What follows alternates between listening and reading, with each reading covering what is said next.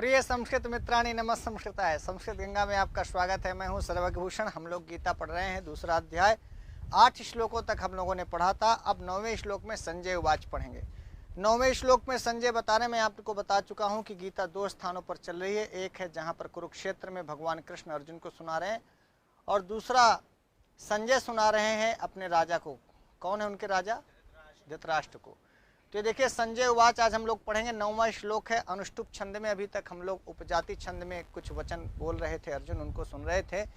संजय उवाच, यहाँ पर कुरुक्षेत्र में अर्जुन श्री कृष्ण से क्या कहते हैं, यह पूरा आंखों देखा हाल संजय बता रहे हैं धृतराष्ट्र से। धृतराष्ट्र देख सकते नहीं, इसलिए संजय को दिव्य दृष्टि प्राप्त है। उसी दिव्य दृष्टि से कुरुक्षेत्र का सारा समाचार जान करके वो धृतराष्ट्र को बता रहे हैं। क्या बात हो रही है श्री कृष्ण और अर्जुन में। देखिए, अर्जुन और श्री कृष्ण की हर बात का असर पड़ेगा दुर्योधन दुशासन यानी कौरवों के ऊपर। यहीं से स्ट्रेटजी बनेगी, किसको किससे लड़ना है, कौन कब कैसे किस प्रकार से युद्ध करेगा। पूरे पांडवों की ओर से स्ट्रेटजी मेकर हैं भगवान श्री कृष्ण। ये हर प्रकार की रणनीति बनाएंगे। देखिए, रणनीति में युद्ध तो बाद में लड़े जाते हैं, पहले रणनीति अपने मस्तिष्क पर सब कुछ बना ली जाती है। हमें कब किससे कहाँ कैसे लड़ना है। इसीलिए देखिए, उस रणनीति का ही एक हिस्सा था कि भगवान कृष्ण कभी भी अर्जुन को कर्ण के सामने नहीं खड़ा करते, कभी भी अर्जुन को द्रोण के सामने नहीं खड़ा करते, कभी भी अर्जुन को भीष्म पितामह के सामने नहीं खड़ा करते। जब जहाँ जैसी आवश्यकता आई है तब उनके लिए स्ट्रेटजी बनाई गई। तो सबसे बड़ी बात, श्री कृष्ण बिना लड़े भी पांडवों की ओर से भरपूर लड़ाई लड़ रहे हैं। इधर से लड़ाई वैचारिक है, मानसिक है, और भूमि पर तो बाद में काम होता है। आप देखे होंगे, एक छोटा मोटा नक्शा भी बनाते हैं घर का, तो पहले आप नक्शा कागज में बनाते हैं, और कागज में बनने के पहले वो नक्शा आप अपने दिमाग में बनाते हैं। तो भगवान कृष्ण पूरे महाभारत के युद्ध को लड़ रहे हैं, मानसिक रूप से लड़ रहे हैं, और उसको फिर धरातल पर उतारते हैं पांडव इत्यादि, खासकर अर्जुन के माध्यम से। तो ये स्ट्रेटजी का एक हिस्सा था, रणनीति का एक हिस्सा था कि हम अर्जुन यहाँ का वीर योद्धा है और मुख्य योद्धा है, और इस मुख्य योद्धा को हम, आप भी देखे बीएड करते हैं तो आप लेसन प्लान बनाते हैं, तो ये प्लान पूरा सब कुछ फिट होता है कि कब कहाँ कैसे किसके साथ आक्रमण करनी, कौन किससे लड़ेगा, कब कहाँ किससे किस प्रकार की लड़ाई लड़ी जाएगी, ये सब कुछ प्लान करते हैं अर्जुन के साथ। इसीलिए युद्ध क्षेत्र में भी श्री कृष्ण भगवान सारथी बन के हैं, ताकि पल पल इनको गाइड किया जा सके। किसी भी समय इवन बैठा हुआ सारथी, भाई इन्होंने तो ये प्रतिज्ञा की है, ये संकल्प लिया है कि मैं लड़ूंगा नहीं, धनुष बाण नहीं उठाऊंगा, चक्र नहीं उठाऊंगा, अस्त्र शस्त्र नहीं उठाऊंगा, पर बोलूंगा नहीं, ये थोड़ी बोले। मैं सुझाव नहीं दूंगा, परामर्श नहीं दूंगा, ये थोड़ी बोले हैं। तो ये बड़ी खास बात है कि शायद भगवान श्री कृष्ण अपने अस्त्र शस्त्रों से उतनी मदद नहीं कर पाते जितनी मदद वो वाणी से कर रहे हैं, जितना मदद वो सुझाव देकर, परामर्श देकर और रणनीति बना करके कर रहे हैं। और वो रणनीतिकार 24 आवर्स अर्जुन के साथ है, 24 घंटे के ये ट्यूटर हैं, ये कोच ऐसे हैं जो 24 आवर्स अर्जुन के साथ हैं। और खासकर आप देखिए, कहीं भी आप कोचिंग करें, कहीं भी आप कोच को ढूंढें, कोच एग्जाम हॉल में आपके साथ कभी नहीं रहता। और ये एक ऐसी परिस्थिति है कि यहाँ पर कोच एग्जाम हॉल में 24 घंटे आपके साथ है। यानी अर्जुन की सबसे बड़ी परीक्षा है कुरुक्षेत्र में, और उनको लड़ाई लड़नी है, लड़ रहे हैं। और सारथी के रूप में, कोच के रूप में भगवान श्री कृष्ण 24 घंटे उनका आगे बैठ के मार्गदर्शन कर रहे हैं। बाण तो पीछे से छोड़ता है अर्जुन, बाद में जब आगे से श्री कृष्ण बताते हैं कि ये बाण आ रहा है, ये वाला छोड़ो। अब सोचिए, 24 घंटे हर पल हर मिनट ऐसा कोई कोच आपको मिल जाए जो एग्जाम हॉल में भी आपके साथ रहे कि भाई ये वाला प्रश्न आया है, इसको ऐसे हल करो। कितनी आसान हो जाती है आपकी लड़ाई। यह महाभारत का युद्ध इसीलिए पांडवों के लिए आसान हो गया, क्योंकि पांडवों की ओर से सबसे बड़े धनुर्धर अर्जुन थे, और अर्जुन को गाइड करने वाले भगवान श्री कृष्ण थे। हर पल हर मिनट, मैं आपको बार बार कह दूं कि ऐसा शायद ही कोई कोच हो, जैसे मान लो बैडमिंटन का कोई कोच है तो आपके साथ मैदान पे वो बैडमिंटन लेके नहीं खड़ा होगा। कोई जो क्रिकेट के कोच होते हैं वो मैदान पे बल्ला लेकर के आपको नहीं गाइड कर रहे होते हैं। बॉलर कोच बॉलिंग करते समय आपको नहीं गाइड कर रहा होता है। असली एग्जाम में हर कोच बाहर बैठा होता है, बाहर बैठा के आपका तालियों से स्वागत तो कर सकता है, चिल्ला के आपको मनोबल तो बढ़ा सकता है, पर एग्जाम हॉल में आपका पेपर नहीं हल कर सकता। किसी भी कोचिंग में जाएं तो आप देखिए वहाँ पर वो कह देता है कि भैया पेपर आउट कराने की और पेपर हल कराने की मेरी कोई जिम्मेवारी नहीं है, पर यहाँ की एकदम स्थिति अलग है। भगवान श्री कृष्ण सारथी बन करके रथ में बैठे हैं और सारथी हमेशा आगे बैठता है, ड्राइवर हमेशा आगे बैठता है, और ये ड्राइविंग सीट पर भगवान श्री कृष्ण को बैठाए हैं अर्जुन, इसलिए यत्र योगेश्वरः कृष्णो यत्र पार्थो धनुर्धरः तत्र श्री विजयो भूर्तध्रुवा नीतिर्मतिर्मम। ये गीता के आखिरी अध्याय के श्लोक हैं, जहाँ ये कहा गया कि जहाँ पर भगवान श्री कृष्ण हैं और जहाँ अर्जुन है वहाँ तो जीत पक्की है। और फिर वो युद्ध क्षेत्र में हमेशा गाइड करने वाले हैं, उपदेश देने वाले हैं, मार्गदर्शन करने वाले हैं। तो ये गीता हमको ये सिखाती है कि काश कहीं आपके जीवन में भी एक ऐसा कोई गाइड, एक ऐसा कोई कोच, एक ऐसा कोई शिक्षक जो 24 घंटे आपको मार्गदर्शन कर पाए, यदि ऐसा हो जाए तो समझना आप अर्जुन हैं और निश्चित रूप से बड़ी से बड़ी लड़ाई में भी आप जीतेंगे। दुनिया भर में बहुत सारे उदाहरण हैं। विवेकानंद को हम इसलिए जानते हैं कि विवेकानंद से ज़्यादा विवेकानंद अपने गुरु की वजह से जाने गए, रामकृष्ण की वजह से। विरजानंद की वजह से दयानंद की हैसियत बढ़ी, विश्वामित्र और वशिष्ठ और अगस्त की वजह से भगवान राम की हैसियत बढ़ी, शांदीपनी की वजह से श्री कृष्ण की हैसियत बढ़ी, चाणक्य की वजह से चंद्रगुप्त मौर्य की हैसियत बढ़ी।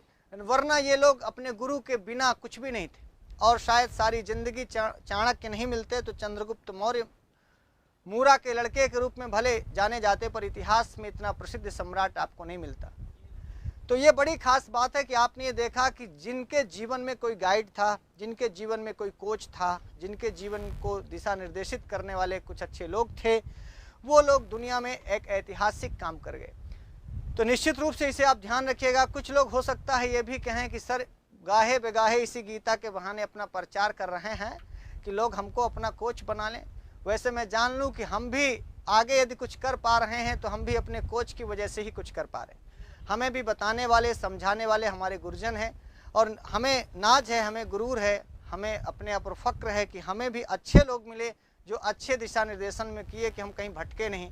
हम कभी इधर उधर कभी भी अपने जीवन का कोई हिस्सा ऐसा व्यर्थ नहीं गया। उन्होंने एक दिशा दिखाई कि बेटा केवल और केवल संस्कृत पढ़ो, केवल और केवल संस्कृत को पढ़ाओ, संस्कृत के लिए काम करो, संस्कृत में मेहनत करो, संस्कृत को पढ़ाओ, संस्कृत को पढ़ो, संस्कृत में किताबें लिखो, संस्कृत के लिए वीडियो बनाओ, ऑडियो बनाओ, और मैं वही करता रहा।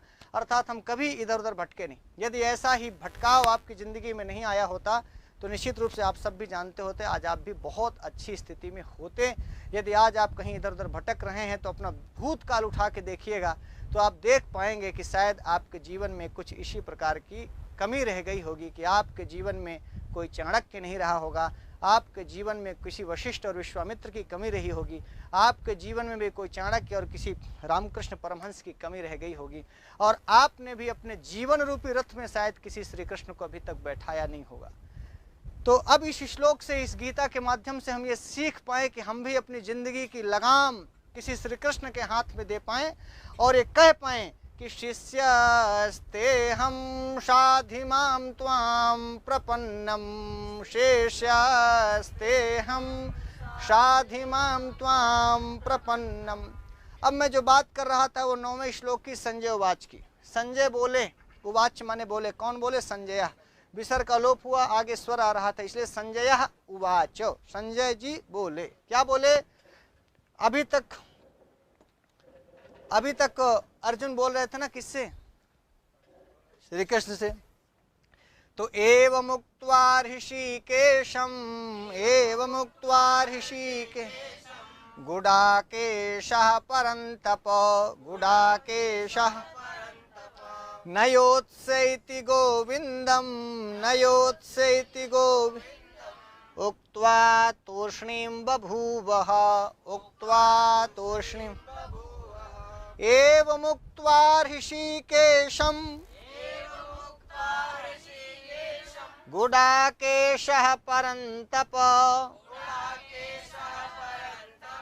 संजय बोले कि हे परंतप, हे परम तपस्वी धृतराष्ट्र। ये परंतप धृतराष्ट्र के लिए है, क्योंकि संजय ना तो अर्जुन से कह रहे हैं ना श्री कृष्ण से कह रहे हैं, और यदि एवं उक्त्वा ऋषिकेशम गुडाकेशः परंतप, परंतप संबोधन किसके लिए है ऐसा सवाल आ जाए तो लिखना है क्या, धृतराष्ट्र के लिए है।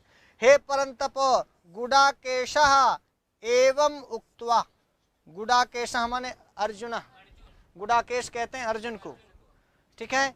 तो गुडाकेशः एवं उक्त्वा ऋषिकेशम, गुडाकेश ने इस प्रकार से ऋषिकेश माने श्री कृष्ण को, उक्त्वा माने कहकर, उक्त्वा माने अब फिर ये ले लो तूष्णीम बभूवः, तूष्णीम माने चुपचाप, बभू माने हो गए, तूष्णीम बभूव चुप हो गए, कौन, गुडाकेशः। कब चुप हो गए, एवं उक्त्वा, यह कहकर, इस प्रकार से, क्या कहकर कि नहीं प्रपश्यामि ममापनोद्यात् यच्छोकमुच्छोषणमिन्द्रियाणाम् अवाप्य भूमा वशपत्नमृद्धं राज्यं सुराणामपि चाधिपत्यम एवं उक्त्वा। इसके पहले जितने श्लोक कहे सब वो एवं से ले लिया जाएगा ना। यहाँ से जहाँ से भगवान अर्जुन बोलना शुरू किए भगवान से, कथम भीष्ममहं संख्ये द्रोणंच मधुसूदन इषुभुः प्रतियोत्स्यामि पूजार्हा वरिशूदन एवं उक्त्वा, ऐसा बोलकर गुरुन् हत्वा हि महानुभावान् श्रेयो भोक्तुं भैक्षमपि ह लोके हत्वार्थ कामांस्तु गुरुनिहैव भुञ्जीय भोगान् रुधिर प्रदिग्धान् एवं उक्त्वा।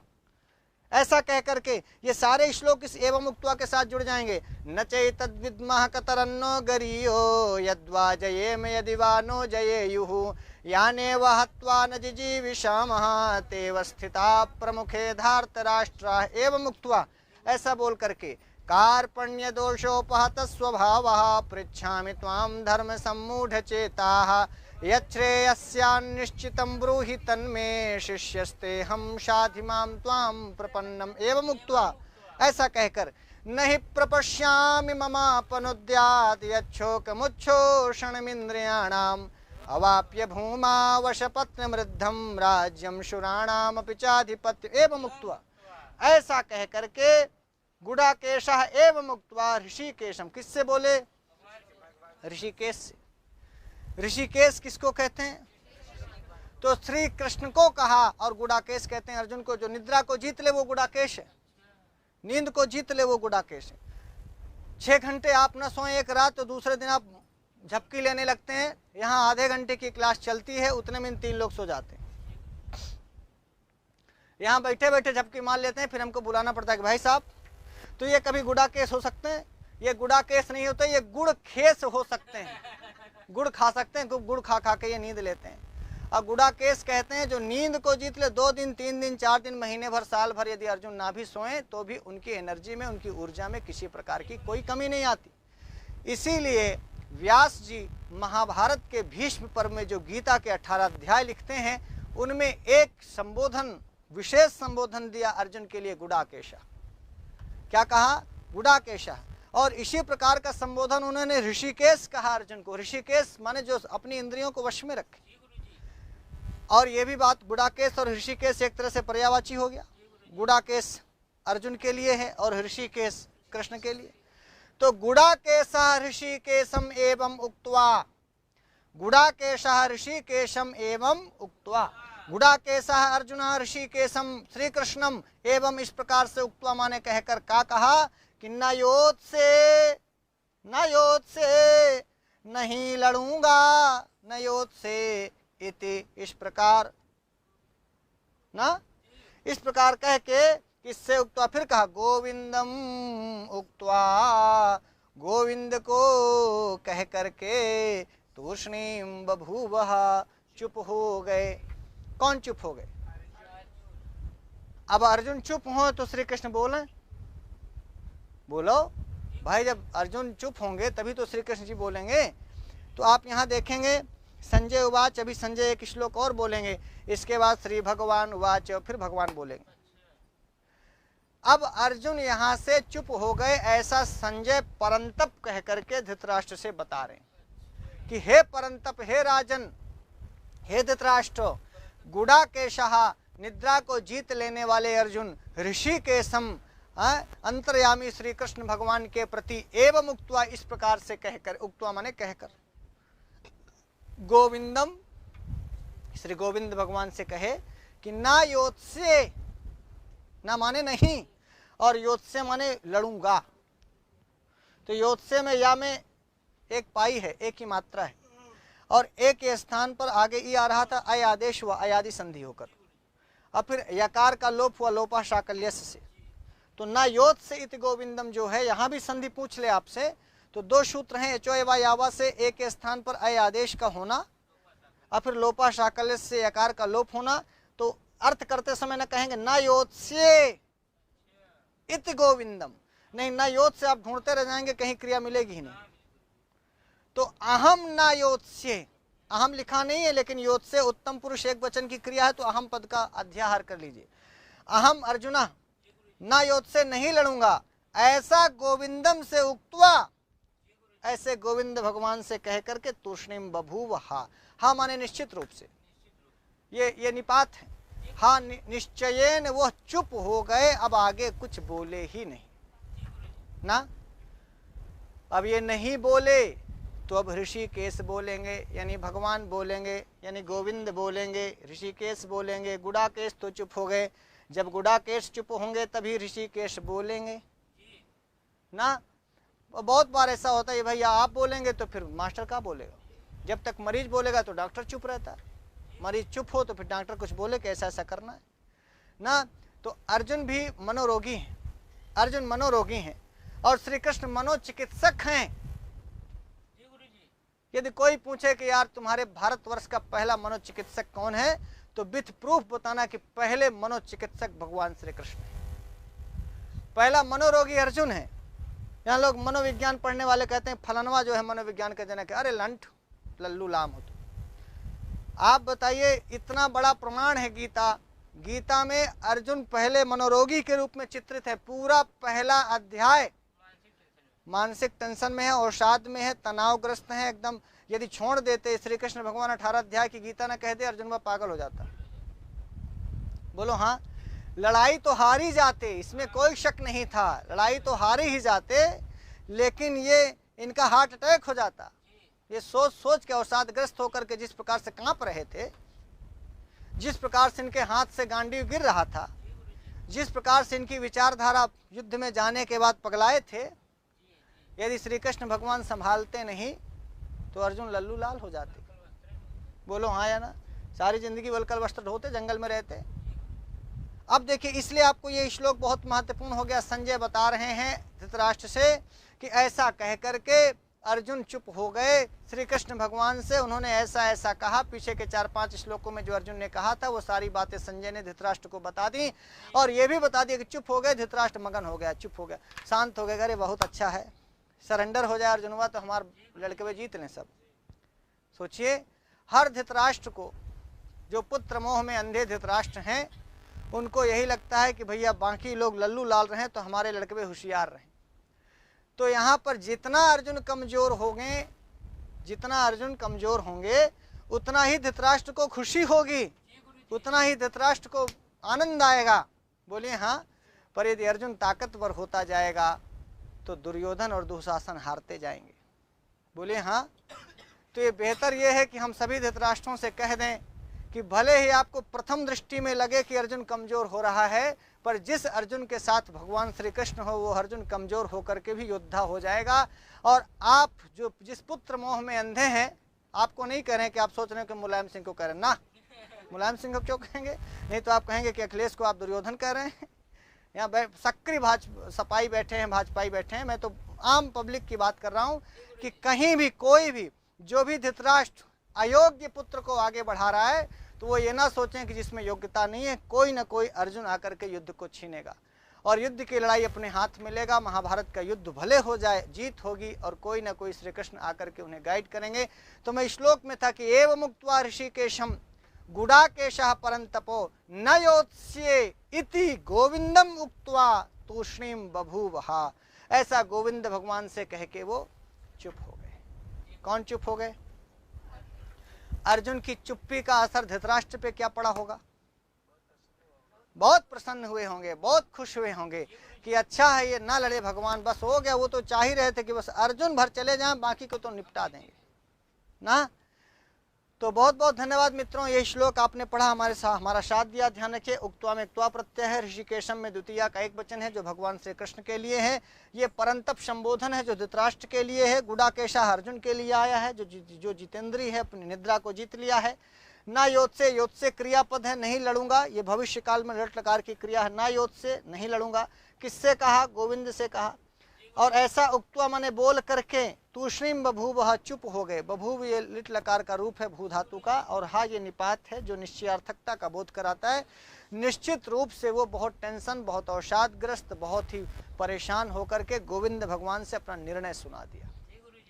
ये फाइनल निर्णय है अर्जुन का। देखिए अभी फिलहाल अभी कहा कि शिष्यस्ते हम शाधिमाम त्वाम प्रपन्नम, लेकिन मेरी क्या मानसिकता है? मेरी मानसिकता है कि ना योत्स्ये, नहीं लड़ूंगा।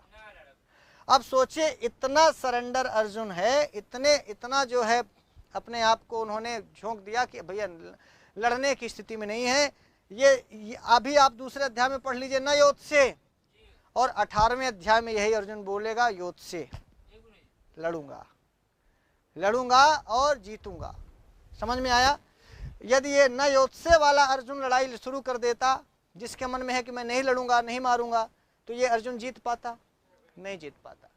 अर्थात यदि आपकी मानसिकता में ना लड़ना या हारना आपके मन में है, जीतना आपके मन में है ही नहीं, युद्ध क्षेत्र में जा करके पूरी ताकत से आप नहीं लड़ पाएंगे, और नहीं लड़ पाएंगे तो आपका हारना तय। तो हारी बाजी को भगवान श्री कृष्ण जिताते हैं। महाभारत का सबसे बड़ा युद्ध था, और ना लड़ करके भी बहुत सारे लोग लड़ाते हैं। गांव में देखिए, कुछ लोग प्रधानी का चुनाव लड़ते नहीं हैं, लड़वाते हैं, और लड़वाते हैं और लल्लू लालों को जितवा लेते हैं, और फिर 5 साल अपना प्रधानी करते हैं। बोलिए हाँ। तो जो लोग खुद चुनाव ना लड़ करके लड़वाते हैं, समझना वो श्री कृष्ण के रोल में। श्री कृष्ण जी लड़े नहीं, कहाँ लड़े, लेकिन लड़वाए और लड़वा के जितवाए। यही होता है। बहुत सारे लोग चुनाव में खड़े नहीं होते, लेकिन खड़ा करते हैं किसी को। या जिंदगी के किसी भी, अपना खुद नहीं लड़ेंगे, पर 2 लोगों को लड़ा देंगे। तुमको ये कह रहा था, तुमको वो कह रहा था, ऐसे लड़ा देंगे। यही काम पूरा बड़ा अच्छा है कि 2 लोगों को लड़ा दिया जाए। मान लीजिए आप पाकिस्तान को और चीन को लड़ा सकते हैं, ये आपके जीवन की सबसे बड़ी उपलब्धि होगी। बोलिए। और उन दोनों लोगों के लड़ने से आपका सीधा फायदा होगा। तो यदि ऐसा कोई बुद्धिमान व्यक्ति आपको मिल जाए कि जो लड़े भी नहीं, लेकिन आपस में लड़वा दे, और उस लड़ाई से, जैसे मान लीजिए इस समय यूक्रेन और रूस का युद्ध हो रहा है, सबसे बड़ा फायदा अमेरिका को। तो ये बड़ी बात होती, खुद नहीं लड़ रहा है, लेकिन रूस को यूक्रेन से लड़वा दिया, यूक्रेन में झोंक दिया, और जितना यूक्रेन कमजोर होगा उतना ही अमेरिका को मजा आएगा। तो ये बड़ी स्ट्रेटेजिकल बातें होती हैं कि हम खुद नहीं लड़ रहे थे। नुकसान रूस का भी है, लेकिन यूक्रेन का भी है, लेकिन अगल बगल के राज्यों का फायदा। भैया आप कहाँ से खरीदोगे आयुध, कहाँ से खरीदोगे शस्त्र, कहाँ से खरीदोगे गोला बारूद, कहाँ से खरीदोगे? फिर जो गरीबी आएगी, उस गरीबी के लिए आप धान, अन्न, पानी, सब चीज़ें किससे लोगे? पड़ोसी से लोगे। पड़ोसी का बाजार बनेगा। और भी बहुत सारी चीज़ें। आप जितने कमज़ोर होंगे, बगल वाला उतना मजबूत होगा, और आप मजबूत हो रहे होंगे तो वो जरूर चाहेगा कि आप कमज़ोर होते जाएं। तो ये कुछ कूटनीतिक बातें हैं विश्व युद्ध की। खैर, मैं बहुत बड़ा स्ट्रेटजिकल तो नहीं हूँ, पर मुझे लगता है कि 2 लोगों के लड़ने से किसी तीसरे का ही हमेशा फ़ायदा होता आया है।